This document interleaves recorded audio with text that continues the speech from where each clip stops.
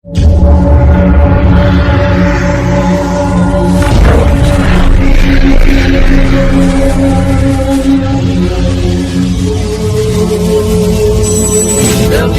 menjaga ulama, mujahid 212 siap berkorban membela agama. Mujahid 212 siap berkorban membela negara. Kami di sini tegak hilang rasa gemetar demi membela agama. Kami di sini tegar hilang rasa gemetar demi menjaga ulama. Hari ini ada 1000 pemuda dibunuh untuk membela Islam. Besok jutaan pemuda Islam Indonesia akan bangkit kembali, saudara. Siap berjuang. Angkat tangan semua, takbir. Takbir. Marilah kita rapatkan barisan demi membela agama. Marilah kita satukan tujuan demi menjaga ulama. Hadirin hadirat rahimakumullah. Ada kabar gembira, alhamdulillah. Imam besar umat muslim Nusantara Habibana Muhammad Rizik bin Husain Syihab sedang perjalanan menuju ke tempat ini. Takbir. Siap nunggu beliau.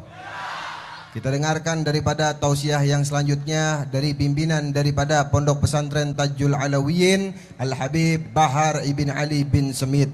Kepadanya fa'alaihi falyatafaddal maskura. Sallu ala Muhammad.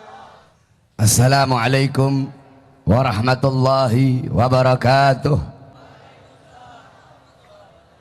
Bismillahirrahmanirrahim. Alhamdulillahil ahad. Wassalatu wassalam ala man fis sama ismuhu Ahmad wa fil ardi ismuhu Muhammad wa ala alihi wa sahbihi amma ba'd. Yang saya cintai, yang saya muliakan, para alim ulama, para habaib, para kiai, para asatid, para tokoh masyarakat, para aparat pemerintah, wabil khusus guru kita Al-Habib Alwi Al-Attas beserta seluruh para habaib, beserta seluruh hadirin hadirat, bapak-bapak, ibu-ibu, pemuda-pemudi umat baginda Nabi besar Muhammad yang selalu dimuliakan oleh Allah Subhanahu wa taala. Alhamdulillah, segala puji dan syukur kehadirat Allah yang dimana pada malam hari yang mulia ini, di tempat yang penuh dengan barakah ini, Allah Subhanahu wa taala menanamkan di dalam hati kalian yaitu ba'is. Apa itu ba'is?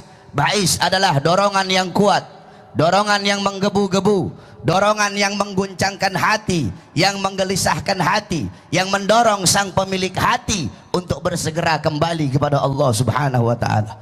Ba'is mendorong kalian kembali kepada Allah dan mendorong kalian untuk berpaling dari dunia, berpaling dari kehinaan dunia, kejayaan dunia, kemakmuran dunia, kesenangan dunia, berpaling dari yang dimana kebanyakan manusia tertipu karenanya, kebanyakan manusia terlena karenanya, kebanyakan manusia mengumpulkannya, kebanyakan manusia memuaskan hawa nafsu syaitan karenanya, kebanyakan manusia mengenyangkan perut karenanya. Ba'is mendorong kalian kembali kepada Allah dan mendorong kalian berpaling dari dunia, sehingga ba'is itulah yang mendorong langkahan kaki kalian dari rumah menuju ke majlis yang mulia ini, sehingga langkahan kaki kalian dari rumah menuju ke majlis ini, disitulah Allah ampuni dosa-dosa kalian yang telah lalu. Dari tempat ini kalian pulang menuju ke rumah, disitu Allah ampuni dosa-dosa kalian yang akan datang, sebab duduknya kalian di sini mendapatkan keberkahan, mendapatkan keutamaan daripada maulid baginda agung Nabi besar Muhammad sallallahu alaihi wasallam.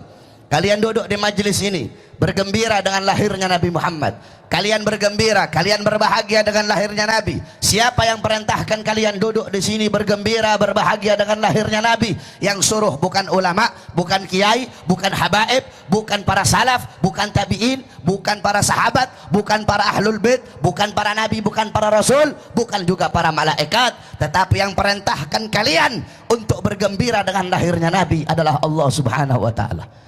Dalam Al-Quran Allah berfirman, Kul bifadlillah wa birahmati fabidzalika falyafrahu. Katakanlah, dengan karunia Allah dan dengan rahmat Allah, maka dengan karunia dan rahmat tersebut hendaklah mereka bergembira. Apa karunia Allah? karunia Allah yang paling besar adalah Al-Quran. Menurut Al-Imam Abdullah bin Abbas, karunia Allah yang paling besar adalah ilmu. Al-Quran sumber daripada segala ilmu. Terus, siapa rahmat Allah dalam ayat tersebut? Para mufassirin fi kutubit tafsir al-masyhurat al-ma'rufat, para ahli tafsir dalam kitab-kitab tafsirnya, beliau menjelaskan siapa rahmat Allah dalam ayat tersebut. Dalam kitab tafsir Ibnu Katsir, dalam kitab tafsir Jami' al-Ahkam al-Imam Qurtubi, dalam kitab tafsir Jalalain Al-Imam Jaluddin Al-Mahalli dan Al-Imam Jaluddin As-Suyuti, dalam kitab tafsir Jami'ul Bayan Al-Imam Ibnu Jarir At-Tabari, dalam kitab tafsir Ma'alimut Tanzil Al-Imam Baghawi, dalam kitab tafsir Anwarut Tanzil Al-Imam Baydawi, dalam kitab tafsir Madarikut Tanzil Al-Imam An-Nasafi, beliau menjelaskan rahmat Allah dalam ayat tersebut sebagaimana dalam ayat yang lain Allah berfirman, wa ma arsalnaka illa rahmatan lil alamin. Tidak aku utus kamu wahai Muhammad kecuali kamu rahmat bagi seluruh alam semesta. Maka dengan adanya Nabi Muhammad sebagai rahmat Allah, hendaklah mereka bergembira, hendaklah saya bergembira, hendaklah engkau bergembira, hendaklah mereka bergembira, hendaklah kalian bergembira dengan adanya baginda Nabi besar Muhammad. Seluruh alam jagat raya bergembira. Penduduk langit, ghilman, wildan, malaikat, bidadari, penduduk bumi, binatang-binatang, tumbuh-tumbuhan, binatang yang di langit, yang di bumi, yang di sungai, yang di laut, yang melata, seluruh makhluk bergembira dengan lahirnya Nabi, illa iblis, kecuali iblis yang tidak gembira dengan lahirnya Nabi Muhammad. Ketika Nabi lahir, iblis teriak, iblis menjerit sekencang-kencangnya, iblis tidak rela, iblis tidak ridha dengan lahirnya Nabi. Kenapa? Karena Nabi Muhammad musuhnya iblis yang paling besar. Dalam riwayat, iblis, Nabi pernah nanya sama iblis, wahai iblis, siapa kamu punya musuh yang paling besar?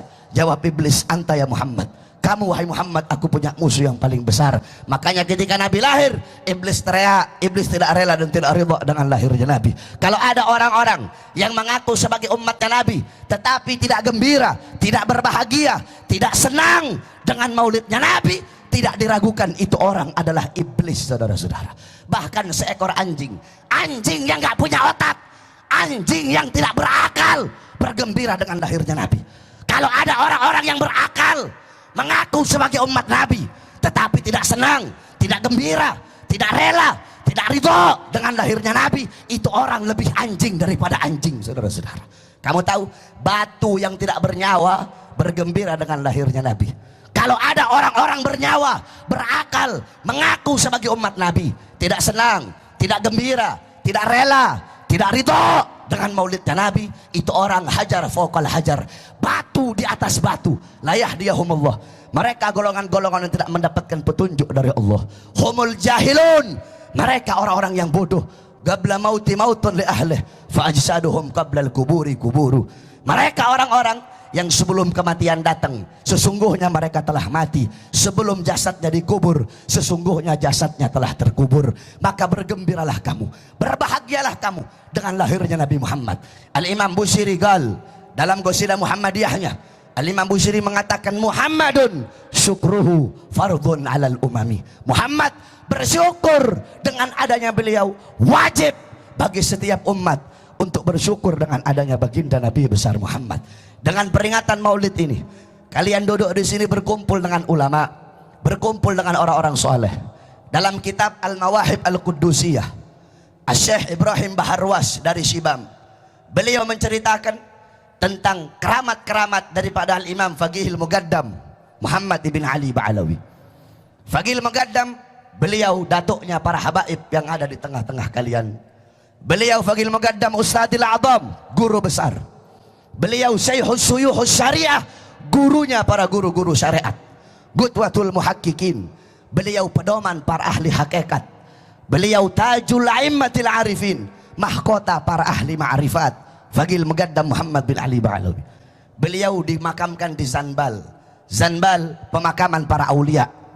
Nah, dulu ada satu orang fasik, ada satu orang fajir.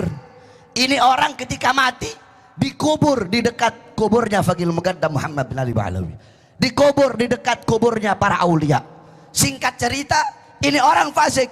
Maka datang Mungkar Nakir, disiksa itu orang, diazab itu orang, dicambuk itu orang. Ketika itu orang sedang disiksa dalam kubur, tiba-tiba Faqihil Muqaddam Muhammad bin Ali Ba'alawi beliau bangun dari kuburnya, masuk ke kuburnya itu orang, roh ya mungkar wa nakir. Kata Fagil Mugaddam, pergi wahai mungkar nakir, jangan kamu siksa ini orang, jangan kamu azab dia, kamu azab dia, kamu cambuk dia, teriakan dia, jeritan dia, mengganggu zikirku kepada Allah Subhanahu wa Ta'ala. Itu orang fasik dapat syafaat gara-gara kuburnya dekat dengan kuburnya orang soleh. Masih hidup dia tidak dekat dengan orang soleh, kuburnya yang dekat dengan orang soleh dapat syafaat. Bagaimana kalau semasa hidup kita dekat dengan orang-orang soleh dan dekat dengan ulama?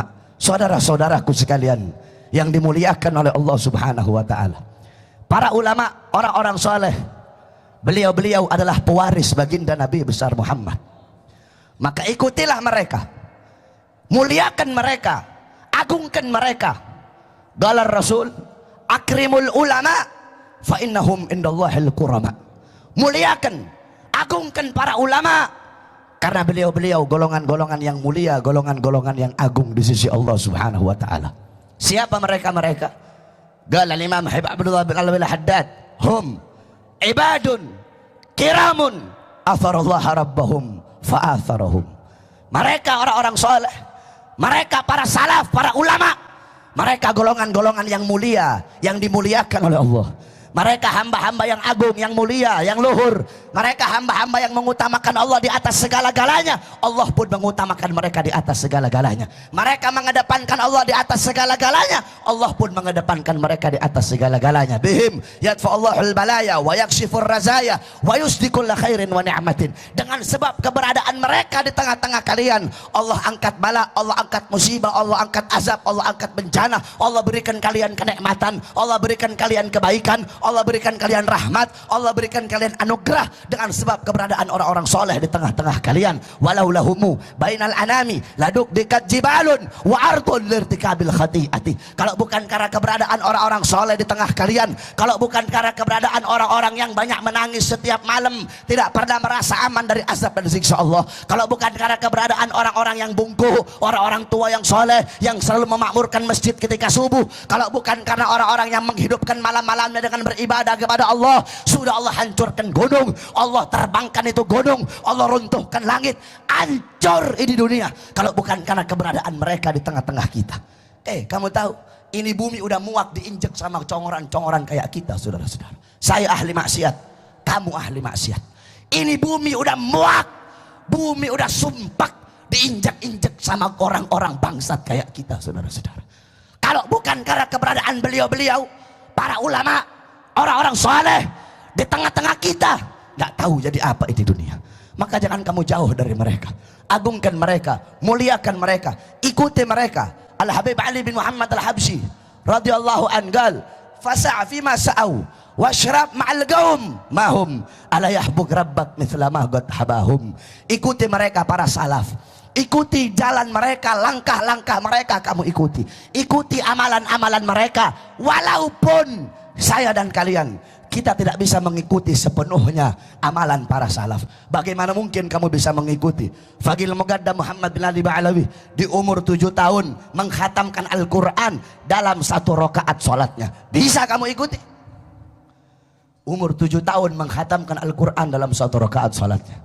La yanam 33 sanatan la lailan wala naharan. Fagil Mugaddam 33 tahun tidak tidur, tidak di siang hari, tidak di malam hari.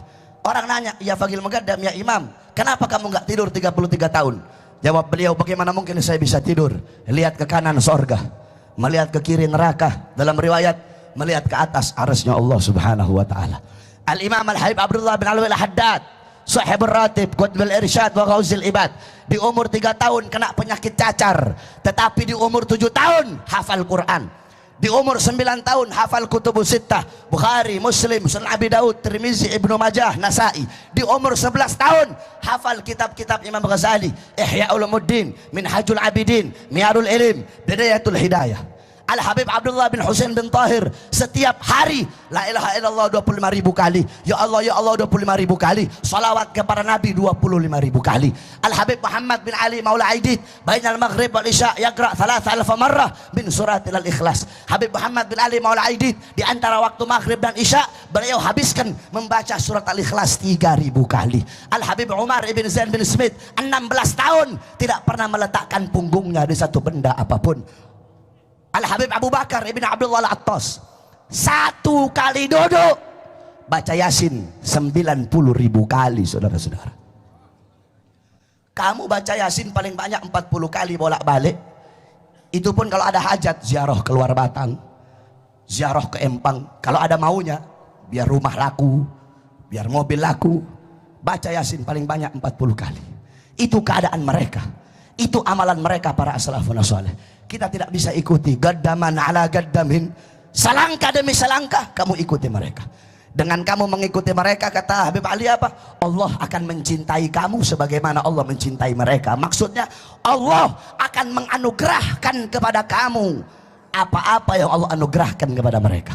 Mereka Allah kasih ilmu wahbi, kamu Allah kasih ilmu wahbi. Mereka Allah kasih ilmu laduni, kamu ikut mereka, kamu Allah kasih ilmu laduni. Mereka Allah subhanahu wa ta'ala kasih karomah, kamu ikut mereka, kamu Allah kasih karomah. Nggak percaya? Datuknya Habib Alwi, Al-Habib Umar ibn Abdurrahman Al-Attas, beliau punya satu murid yang bernama Syekh Ali Baros. Sampai-sampai dalam riwayat dikatakan bahwasanya magam kedudukan Habib Umar berikan kepada Syekh Ali Baros. Kenapa? Kalau mau dilihat waktu masa khidmat beliau dengan masa taklimnya beliau kepada Habib Umar, itu lebih banyak masa khidmat daripada masa belajarnya beliau. Karena begitu beliau setia mengikuti Habib Umar, sampai-sampai magamnya beliau berikan kepada Syekh Ali Baros. Singkat cerita, Habib Umar punya anak orang alim, wali, orang soleh, namanya Habib Husin. Ini Habib Husin suka gambus. Habib Husin datang ke Imam Haddad, ya Habib Abdullah, alifni kitab min fadilatil gambus. Habib, tolong karangkan untuk saya kitab yang menjelaskan tentang keutamaannya gambus. Habib Abdullah bilang, tunggu dulu, saya mau rundingan sama Syekh Ali Baros. Sebab magam kamu punya ayah itu diberikan kepada Syekh Ali Baros. Akhirnya ketika beliau pergi ke Syekh Ali Baros, apa jawaban Syekh Ali Baros? Apa-apa yang disukai oleh ayahmu aku pun suka, dan apa-apa yang dibenci oleh ayahmu aku pun benci. Akhirnya Habib Abdullah tidak jadi mengarang kitab tersebut. Ini keutamaan Allah berikan kepada Syekh Ali Baros. Kenapa? Karena beliau mengikuti orang yang diutamakan oleh Allah subhanahu wa ta'ala. Jangan kamu jauh dari ulama, jangan kamu jauh dari orang-orang soleh. Jadikan beliau sebagai teladanmu, uswahmu, gutwahmu dalam kehidupan kamu sehari-hari. Saudara-saudara, dalam hadis Rasulullah SAW bersabda, kun aliman, jadilah kalian itu orang-orang alim, jadilah kalian orang-orang yang berilmu. Beb, saya nggak bisa jadi orang alim, beb, nggak bisa jadi orang alim. Kun muta'alliman, jadilah kalian penuntut ilmu, jadilah kalian santri, jadilah kalian orang yang ngaji. Beb, saya udah tua, nggak bisa jadi santri saya, beb, udah ketuaan. Kun mustami'an, jadilah kalian pendengar ilmu, pendengar nasihat ulama, pendengar mutiara-mutiara hikmah ulama, menjadi pendengar nasihat-nasihat yang keluar dari mulutnya ulama. Beb, saya nggak punya waktu, beb, saya kerja, sibuk urusan dunia. Jadi orang alim nggak bisa, jadi santri nggak bisa, jadi pendengar nggak bisa. Pilihan terakhir bagi kamu, kun muhibban, jadilah kamu pecinta, pecinta ulama, pecinta orang soleh, pecinta ilmu, pecinta majelis. Udah jadi orang alim enggak, santri tidak, pendengar tidak, pecinta juga tidak. Jangan kamu jadi golongan yang terakhir. Siapa golongan yang terakhir? Golongan yang terakhir adalah pembenci para ulama, pembenci orang-orang soleh, pembenci para habaib, pembenci para kiai. Udah orang alim bukan, santri bukan, pendengar bukan, pecinta bukan, pembenci ulama. Iya, ini manusia terkutuk. Qala Rasul al-anun nas, Nabi berkata, manusia yang paling laknat, manusia yang paling bangsat, manusia yang paling biadab, yang tidak cinta kepada Allah, tidak cinta kepada aku, dan tidak cinta kepada ulama. Ini manusia-manusia yang paling bangsat. Saudara-saudara, sekarang kemarin-kemarin kita ketahui para ulama, para kiai, para habaib, beliau-beliau diintimidasi, beliau-beliau diancam. أهلا وسهلا بالحبيب أهلا وسهلا بالحبيب أهلا وسهلا بالحبيب أهلا وسهلا بالحبيب أهلا وسهلا بالحبيب خير العنام العربي خير العنام العربي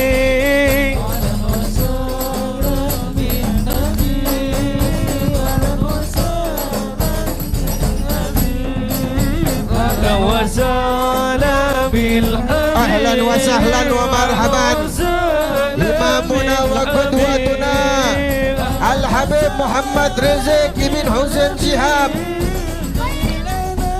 بالعربي خير العنام العربي صلوا على هذا النبي العزيم المطلب صلوا على هذا النبي العزيم المطلب أحمد ذكير السبيل والمدفوع في الكتب والمدفوع في الكتب أهلا وسهلا بالنبي أهلا وسهلا بالحبيب أهلا وسهلا بالحبيب أهلا وسهلا بالحبيب أهلا وسهلا بالحبيب خير الأنام العربي خير الأنام العربي. Selamat datang kepada guru kita Sayyidina Al-Habib Muhammad Rizq bin Husain bin Shihab. Semoga Allah panjangkan umur beliau, Allah sehatkan jasmani dan ruhani beliau, Allah berikan kepada kita manfaat daripada ilmu-ilmu beliau. Amin ya rabbal alamin. Saya lanjutkan sedikit saudara-saudara. Qala Rasul, berkata Nabi Muhammad tadi, kun aliman, jadilah kalian orang-orang alim, jadilah kalian orang-orang yang berilmu. Beb, saya nggak bisa jadi orang alim, saya nggak bisa jadi orang yang berilmu. Kun muta'alliman, jadilah kalian para pelajar, jadilah kalian para santri. Beb, saya udah tua, nggak bisa jadi santri. Kun mustami'an, jadilah kalian para pendengar, pendengar nasihat ulama, pendengar ilmu ulama, pendengar hikmah-hikmah mutiara yang keluar dari mulut-mulut ulama. Beb, saya nggak bisa jadi pendengar, nggak punya waktu. Kun muhibban, jadilah kalian pecinta ulama, pecinta para ustadz, pecinta para kiai, pecinta para habaib. Ini pilihan terakhir bagi engkau. Engkau tidak bisa lagi, itu pilihan terakhir bagimu. Kalau kamu nggak bisa jadi pecinta, jangan kamu jadi golongan yang terakhir. Siapa golongan terakhir? Golongan terakhir udah ulama bukan, santri bukan, pendengar bukan, pecinta bukan, pembenci ulama iya. Ini manusia paling terkutuk, manusia paling bangsat. Qala Rasul, al-anun nas man lam yuhibbullah wa lam yuhibbi wa lam yuhibbul ulama. Kata Nabi, manusia yang paling terlaknat, manusia yang paling terkutuk adalah manusia-manusia yang tidak cinta kepada Allah, tidak cinta kepada aku, dan tidak cinta kepada ulama. Ini manusia-manusia paling bangsat, manusia-manusia paling biadab, manusia-manusia paling terkutuk, siapapun dia, saudara-saudara. Oleh karena itu, saudara-saudara, telah banyak kita ketahui bahwasanya kemarin banyak daripada beberapa oknum pemerintah, mereka mau mengancam-ngancam ulama. Salah satunya guru kita Habib Rizq bin Husain bin Shihab, mau diancam ditangkap, mau diancam dimasukkan penjara. Disangkanya kita para habaib takut kali, disangkanya kita para habaib pengecut kali. Kami para habaib, kami bukan pengecut, kami bukan biadab, kami bukan pecundang. Di dalam darah kami mengalir darah datuk kami Sayyidina Ali bin Abi Thalib.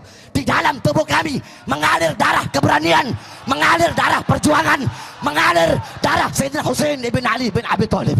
Kami tidak akan pernah takut, kami tidak takut diancam, kami tidak takut dipenjara. penjara, kami tidak takut dibunuh. Kami punya datuk-datuk sudah biasa dibunuh, biasa diancam, biasa dicaci maki. Datuk kami Sayyidina Ali bin Abi Thalib, beliau dihina, dicaci maki di mimbar-mimbar, sampai-sampai beliau dibunuh.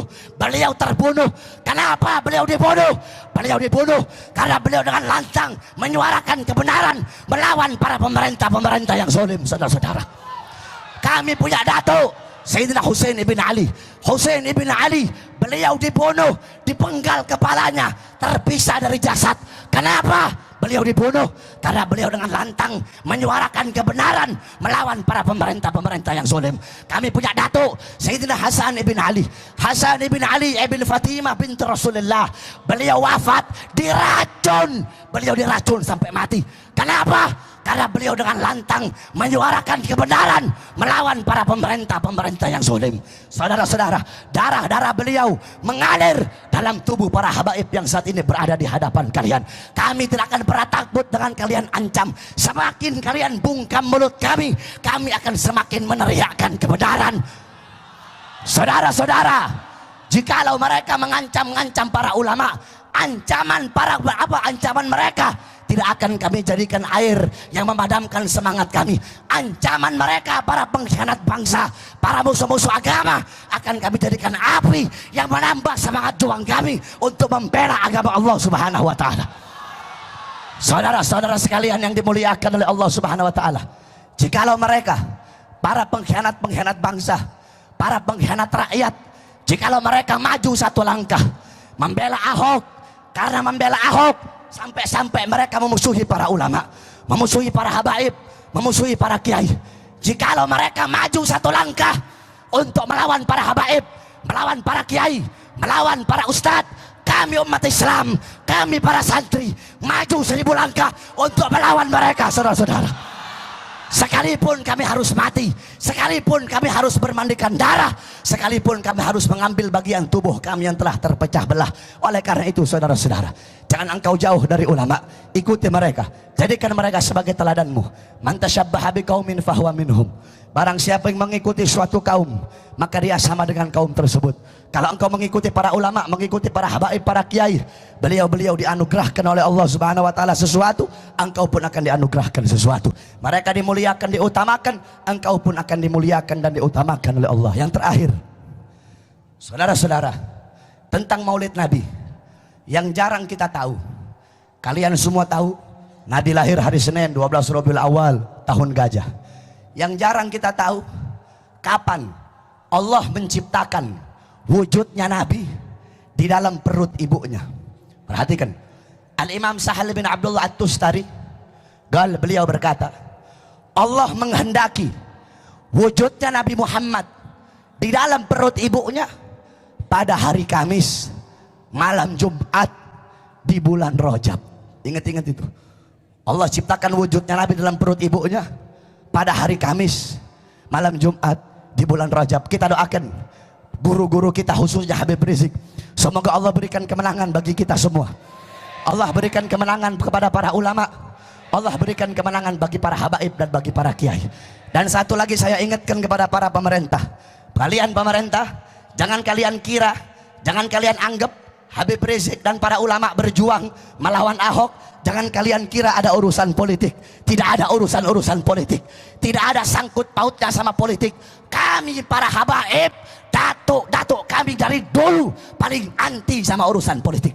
Jangan kalian pikir Habib Rizik gila kekuasaan, para ulama gila pengen ini pengen, tidak ada. Tidak ada urusan politik. Sampai-sampai datuknya para habaib, Al-Habib Husain ibn Syekh Abu Bakar bin Salim, beliau berkata, andaikan pangkat jabatan pemerintah bisa dipegang oleh seekor binatang, demi Allah kami tidak rela binatang peliharaan kami memegang pangkat dan jabatan tersebut, saking hinanya bagi kami. Oleh karena itu, semoga Allah berikan kemenangan kepada beliau, Allah berikan kemenangan kepada seluruh para kiai, para habib yang berjuang di belakang beliau, dan Allah hancurkan musuh-musuh negara, Allah hancurkan musuh-musuh agama. Amin ya rabbal alamin. Bismillah babuna, tabarak hitaduna, yasin sakfuna, kaf hayain suat kifayatuna, fasayakfikahumullah wa huwa samiul alim. Wa sallallahu alaihi wasallam Muhammad wa alihi washabbihi wa barik wasallam. Alhamdulillah rabbil alamin. Wal afu minkum. Wassalamualaikum warahmatullahi wabarakatuh. Jazakumullah khairan katsiran jaza tausiah yang disampaikan.